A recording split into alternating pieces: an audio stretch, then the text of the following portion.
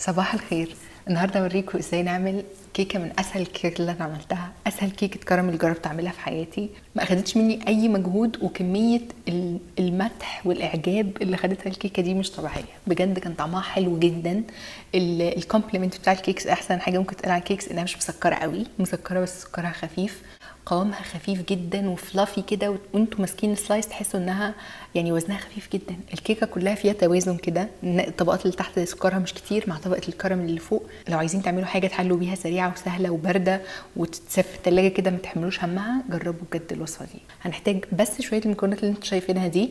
اول حاجه هنحتاج بسكوت ساده، انا مستخدمه البسكوت اللي بالشوكليت، فهو فيه طعم كاكاو اوريدي وده كان بيديلها طعم حلو.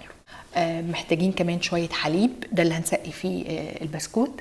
ومحتاجين علبه كراميل او دولسي دي ليتشي او كراميل الحليب. عايزين تشتروها جاهزه، هيبقى اعداد الكيكه دي سهل جدا وسريع، او ممكن تعملوها في البيت. انا وريتكم الطريقه قبل كده، هسيب لكم الرابط بتاع الطريقه تحت في صندوق الوصف.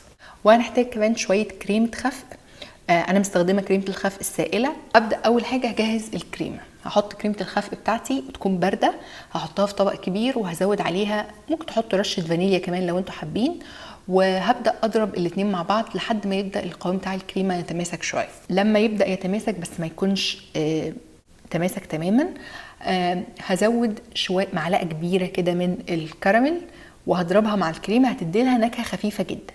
ولو عايزين الكيكه يفضل الحلو بتاعها حلاوتها خفيفه ما تزودوش اكتر من كده. لو عايزين تخلوا طبقه الكريمه مسكره اكتر شويه، ممكن تحطوا معلقه كمان كبيره من او 2 من السكر البودره. وبس بمجرد ما ضفت الكراميل والسكر، لو حابين تحطوا سكر، انا ما حطيتش سكر، خليتها سكرها خفيف قوي من تحت عشان تبقى كل الحلاوه جايه من طبقه الكراميل اللي احنا هنحطها فوق. لما القوام بتاعها يبقى كده والمضرب بيعمل فيها علامات واضحه وبقت خلاص متماسكه، هحطها في كيس عشان يبقى توزيعها سهل، او ممكن توزعوها بالمعلقه لو حابين. وهنجهز الخليط بتاع الحليب اللي احنا هنسقي فيه كل بسكوته. الحليب بتاعي كان دافي، وكمان على الحليب زودت شويه كراميل صغيرين عشان انا كنت عايزه طعم الكراميل يبان في كل طبقه. حطيت برده تقريبا معلقه كبيره وقلبتهم مع بعض، وحطيت كمان معلقه من السكر الباودر، وهقلب كل حاجه مع بعض لحد ما تدوب، وكده جاهزين نسقي فيهم البسكوت. هياخد بقى في القالب اللي انا عايزاه، وهحط البسكوت لحد ما تطرى في الحليب، وابتدي ابني بقى كل الطبقات، طبقه بسكوت وبعدين شويه من الكريمه اللي احنا ضربناها اللي حاطين عليها شويه الكراميل. انا قطع طرف الكيس وبوزعها بطريقه الكيس دي عشان بس هي اسهل، بس ممكن بالمعلقه توزعوها برده مفيش مشكله. كمل كده الطبقات لحد ما تخلص الكميه كلها.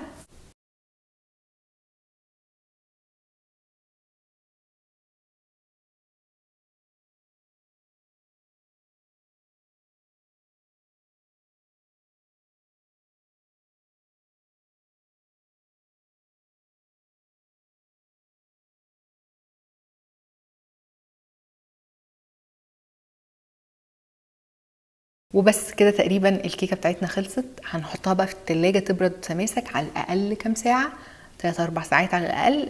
يستحسن لو تسيبوها طول الليل لو عاملينها قبلها بيوم، لحد ما تحسوا ان طبقه الكريمه دي خلاص بقت متماسكه، والبسكوت كمان بيكون بقى اطرى وبيتشرب كده كل السوائل وكل حاجه تندمج مع بعض. يعني من بين كمان كل الوصفات اللي بتبقى ستايل ايس بوكس كيكس اللي فيها لايرز بالبسكوت دي كان طعمها في منتهى الجمال. بعد ما بردت طلعتها قلبتها، وعشان احنا كنا مجهزين الصينيه حاطين فيها ورق بارشمنت فما لزقتش، طلعت معانا بسهوله. او ممكن تحطوا كمان البلاستيك راب اللي بنلف فيه الاكل، يعني تفرشوه جوه الصينيه عشان تطلعوها بسهوله.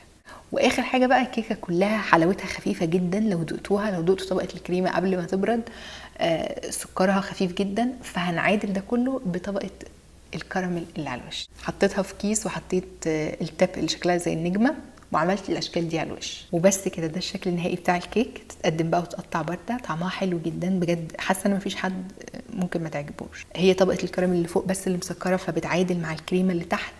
القوام بتاعها فلافي جدا، ونكهه الكراميل متوزعه عليهم الثلاثه عشان احنا حطيناها في الحليب اللي البسكوت بتاع الشوكولاته تشربه، والكريمه واللي على الوش خطيره. جربوها هتعجبكم جدا. بالهنا والشفا مقدما لكل اللي هيجربها، واشوفكم تاني على خير قريب، وباي باي.